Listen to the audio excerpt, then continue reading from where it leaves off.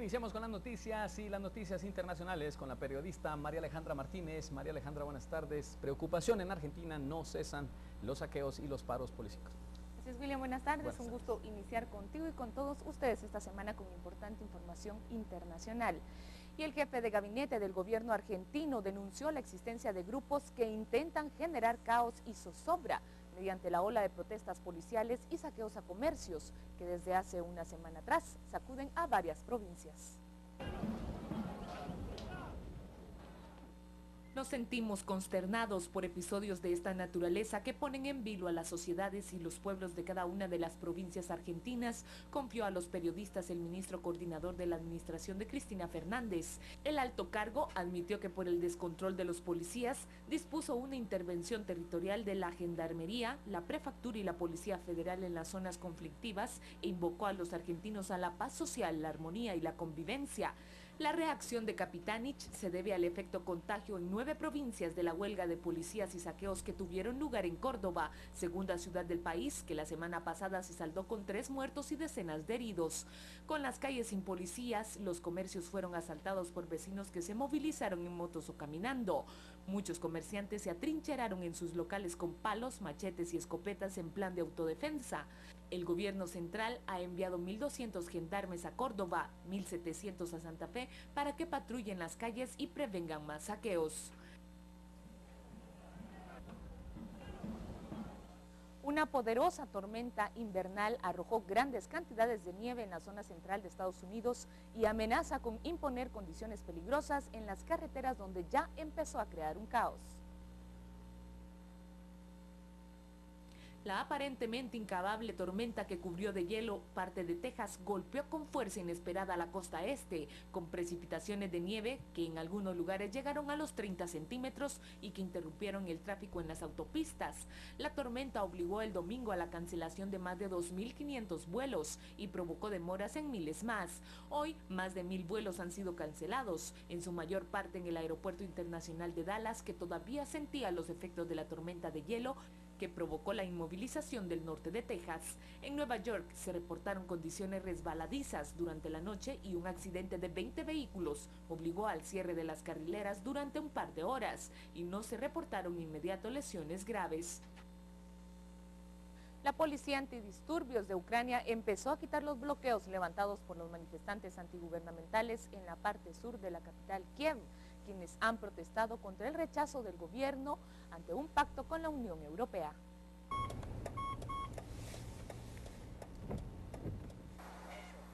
Cientos de policías con cascos ataviados con ropa protectora y escudos se instalaron en la Plaza de la Independencia, hora después de conocerse que el presidente de Ucrania apoya la propuesta de celebrar una mesa redonda entre el gobierno y la oposición para solucionar la crisis causada por las protestas que estallaron el pasado 21 de noviembre.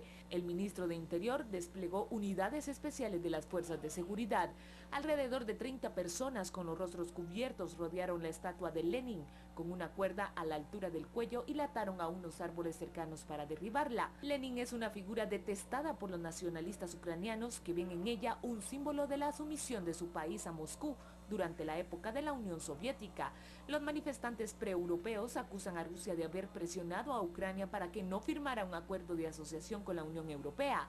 La policía indicó que en total unas 100.000 personas salieron a protestar en las calles de Kiev, mientras los periodistas presentes reportaban cifras mucho mayores. Cientos de actos y manifestaciones populares espontáneas siguen honrando en Sudáfrica a Nelson Mandela en el cuarto día de duelo oficial por el fallecimiento del expresidente. Uno de los más destacados es la ofrenda de flores a Madiba, como se conoce popularmente a Mandela en su país.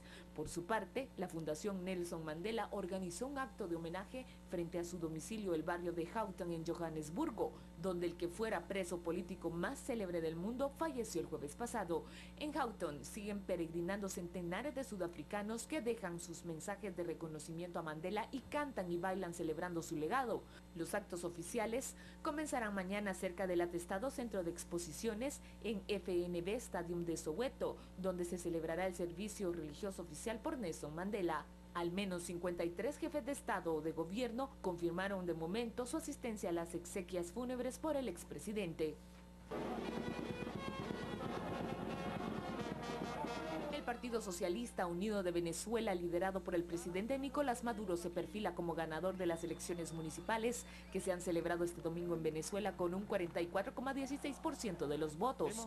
Por otro lado, la oposición, que conserva el 40,56% de los electores, se hace con importantes plazas en el país con 3/4 partes del voto escrutado. Y yo, como jefe de Estado y de Gobierno, reconozco la victoria de cada uno de los alcaldes y las alcaldesas que ha anunciado el Consejo Nacional Electoral. Para mí es claro, y creo, bueno, para la unidad, es claro que nuestro país no tiene un dueño y que el dueño de Venezuela tienen que ser todos los venezolanos.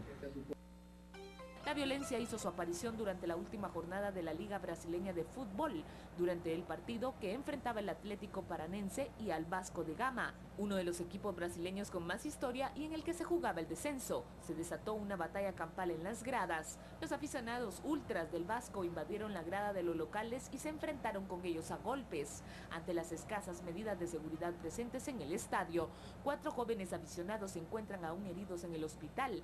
3 de ellos llegaron a estar en coma, quienes ya se encuentran estables y sin riesgo de muerte.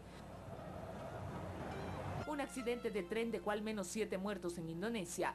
El siniestro tuvo lugar en la capital de dicho país, Yakarta, cuando el medio de transporte popular chocó con un vehículo pesado. Las primeras informaciones señalan que el auto cruzó las vías, por lo que el conductor del tren no pudo evitar la colisión.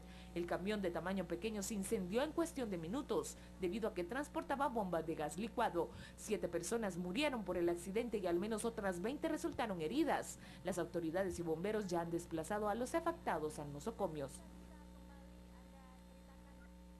Hasta aquí con la información internacional, William. Más adelante los mantendremos informados con más de las honras fúnebres para el expresidente de Sudáfrica, Nelson Mandela. Muy bien, María Alejandra, y también pues preocupación existe, como veíamos al inicio de este bloque, con los argentinos. No cesan los bloqueos, hasta el mismo Papa ya ha expresado su preocupación al respecto de este país, solicitándoles incluso en su cuenta de Twitter, solicitándoles que por favor lleguen a un diálogo para que retorne la paz a las diferentes provincias de Argentina. Estaremos nosotros actualizándolo a las 6 y a las 9 de la noche, como siempre, en el segmento internacional de noticias. Gracias, María Alejandra. Vamos a la pausa, pero ya está con nosotros Renato Martínez también, quien nos va a hablar luego de la pausa del rezado, el rezado más antiguo de nuestro país. ¿De qué se trata? Conózcalo cuando volvamos.